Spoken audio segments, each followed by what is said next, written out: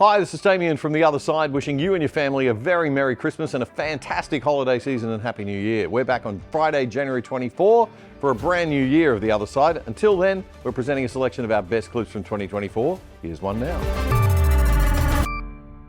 Government is increasing its power over what goes on inside our homes and in our private lives. It's all part of a push to keep us all safe from domestic violence, which we're all being given a very strong message is on the rise. Although, as we showed on this show a few weeks back, homicide data just doesn't support that. And if homicides in domestic settings are on the decrease, as they have been consistently since 1989, then it's a strong indicator that all domestic violence is on the decrease. Despite the horrible stories that we might hear in the news and the short-term spike in the number of murders by intimate partners that we saw in the early part of 2024, there is no sign of a long-term trend shift. The long-term trend is in fact continuing in the right direction. But governments will never let an opportunity to increase their power over us go to waste. So in that vein, the New South Wales Labor government has brought in laws that took effect from the start of this month that make a thing that psychologists define as coercive control a new criminal offence. If this all sounds rather Orwellian, that's because it is. But nobody in mainstream politics or media will ever tell you that. If they criticise this sort of law, they just get labelled a supporter of domestic violence, or worse, a rape apologist. Both truly vile slurs to level at anyone just because they worry about governments meddling in personal relationship areas that are private, subjective and hard to prove. Anyway, to help us understand all this stuff, the founder of Mothers of Sons and men's justice advocate and social commentator, the wonderful Bettina Arndt, joins us. Bettina, thanks very much for taking the time to be on The Other Side once again. Thank you, Damien. Good to see you. Anyone convicted by the state of this new offence, this criminal offence of coercive control in New South Wales, can face 7 years in jail. That is bloody serious stuff. So we ought to know what it is. What actually is this thing called coercive control that psychologists seem to have made up? Oh, David, just quickly, I think Queensland is going to be 14 years, and that's coming very soon. And all the other states are lining up to follow.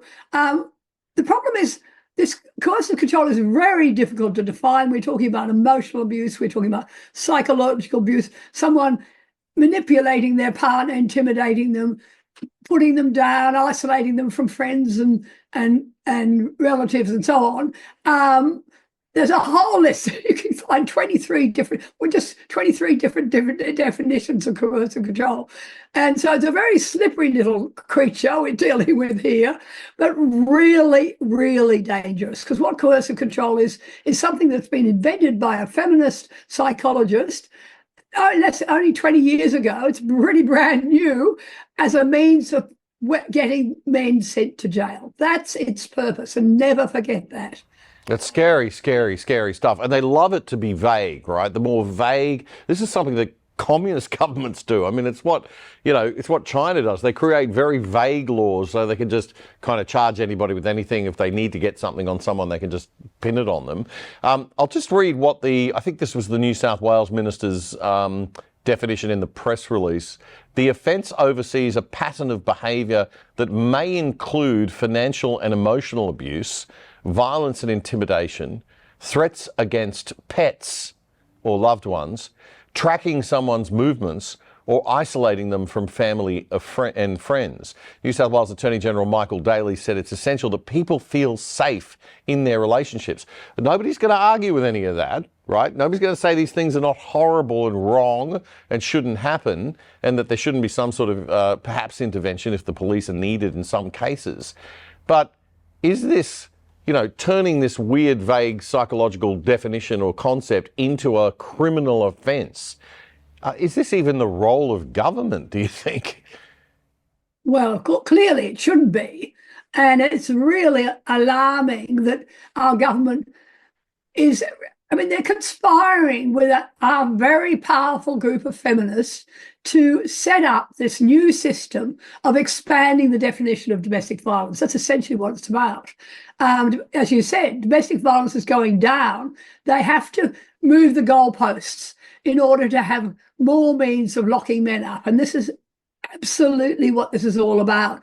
I mean, I have police, I have lawyers from across the country writing to me saying this is nightmare, particularly for the police, because no one can define this thing, let alone prove it. It's going to take vast amounts more police time, court time to try to convict people of this offence. They ran into a big problem in New South Wales. These laws were passed over a year ago, and they then suddenly announced we're not going to enact them as yet because we're concerned about women being falsely identified as perpetrators. Oh my God. Okay, so they actually said, because I was going to ask you, right, coercive control, psychological control is probably, as opposed to physical violence, is probably something where females might be more the perpetrators than males. They're really good at this stuff, Damien. Right. Congratulations. Women know how to press men's buttons, right? Right. Did the feminists think about this when they brought this in? I mean, it's a bit... Well, it's really fascinating because the first state to have coercive control on the books was Tasmania. And they found no one did anything. None of the police didn't charge anyone for a few years. And then they lent heavily on them and they started charging people. And then last year there was an article that came out saying, really worried because women are being charged with coercive control. And so what they've done in New South Wales and they're doing in Queensland is rolling out female police officers into every police station they can to train the police only to target men. And this has been announced as a deliberate strategy. And we've had New South Wales, we've got all these new videos have just come out telling people what coercive control is all about. David, you mentioned the tormenting your partner's pets, and they have a video of a lesbian couple where the woman is pulling on her partner's little pet poodle's leash rather aggressively. I mean, Well, 7 years in jail for you. Yeah, absolutely. Or 14, as you said, yeah. It's really worrying.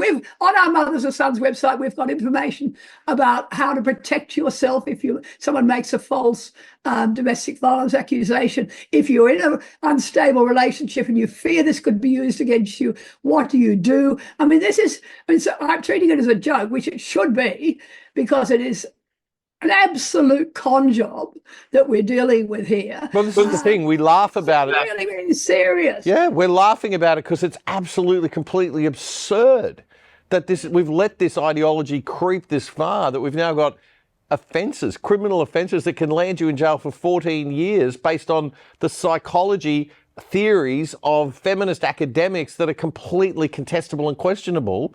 And then we've now got the police being trained not to enforce them against women, to bias towards enforcing against men and seeing men as guilty. I mean, this is just a lunacy land that we're living in. So we laugh about it, but it's really serious because this is actually, it's hard to believe, but it's actually happening in our country, and it's getting to this stage. Bettina, tell us, Mothers of Sons. Mothersofsons.info.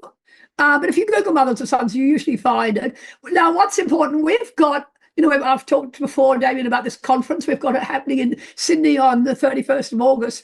And we've got some genuine male victims of coercive control, their stories.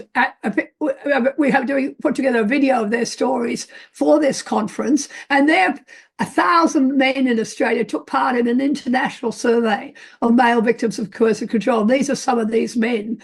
So our conference is about truth telling, showing the other side of the story, to steal your phrase, Damien. And this is what we are doing, telling the truth about false allegations of domestic violence, false allegations of sexual abuse, what the feminist lies have done in terms of controlling our institutions and misrepresenting data. I mean, it's going to be a real revelation to people who only believe the propaganda that's being fed to them by our government. Now, your conference is happening in Sydney on August the 31st, I understand?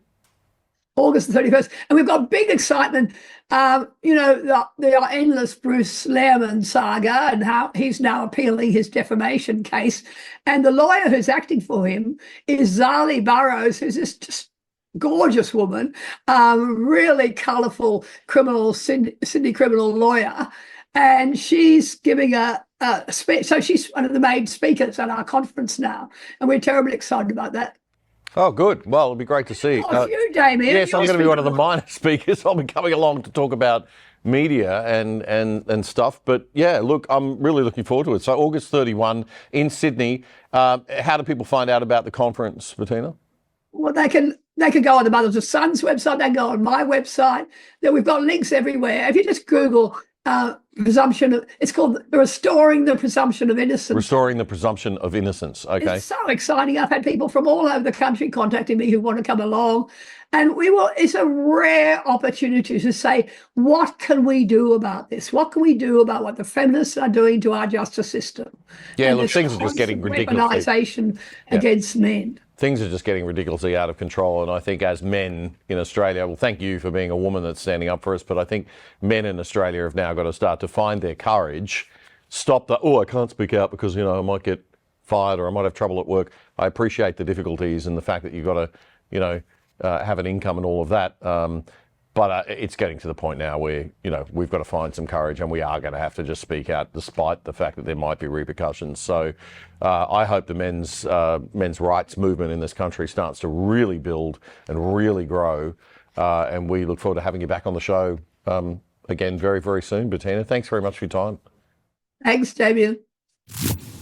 If you enjoyed that segment, there is lots more where that came from. Head over now to our website at othersidetv.com.au and sign up to join us in our mission to revolutionise Australian media and fight the toxic woke culture that's wrecking our peace and prosperity.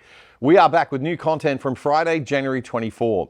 There's another side to the stories that matter and a better way to view the world. The Other Side. Check us out at othersidetv.com.au. If you have a Netflix or other streaming media account from a global company and you're on holidays and log in from another country, you may have noticed that shows that are available in those other countries are different. That's because different media companies have different deals with different streaming services in different countries. Imagine being able to log into Netflix, though, as if you were in America, or maybe a country that speaks a language other than English that you speak, to access more shows, but you can do it all without leaving your couch here in Australia. Well, there is a way. There is a way. Private Internet Access VPN is a virtual private network. You download their app onto your phone, your TV, your computer, whatever you use, and it'll route your data through a different server location. Not only can you access more content, but a VPN keeps you safe and secure and your family safe so that you can't be tracked by prying eyes of big government and big corporations. And it will not massively slow down your internet speeds or make it harder to use your devices like some other VPNs do.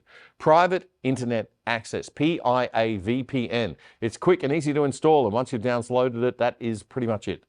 And the great news is if you sign up for PIA VPN, you are also helping the other side heaps and getting great value for money as well.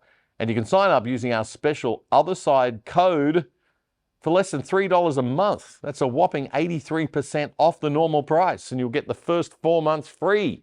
Just go to piavpn.com/otherside right now to get our special deal. That's piavpn.com/otherside.